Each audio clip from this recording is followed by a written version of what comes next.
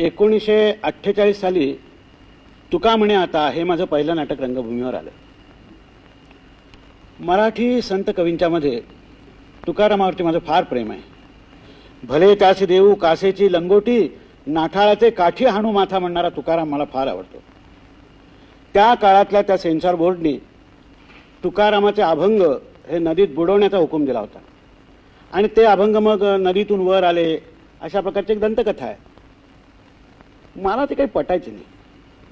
तुकारामाचे अभंग हे लोकांच्या तोंडी होते, तेव्हा ते अभंग हे गंगेतून वर न येता लोकगंगेतून वर आले, असा विचार मी त्या नाटकामध्ये मांडला होता. त्या नाटकातला रामेश्वर शास्त्री म्हणतो, महाराज, जनता जनार्दनाच्या प्रत्यक्ष दर्शनानंही हेच पटवून दिलं की मूढभर सत्ताधाऱ्यांना अधिकाराच्या बळावर जनतेला पटलेलं तत्वज्ञान दडपून टाकता येणार. आपली अभंगवाणी अवघ्या महाराष्ट्रानं आपलीशी केली, म्हणून केवळ मत्सरानं आम्ही सत्ताधारी ब्राह्मण ती मंबाजीप्रमाणे कधी आपल्या जीवाला अपाय करू, तर कधी आपले ग्रंथ बुडवून नाहीशी करण्याचा विचार करू लागलो. परंतु लोक सामर्थ्यापुढे नवे तेजस्वी विचार आम्ही कसे दडपू शकणार?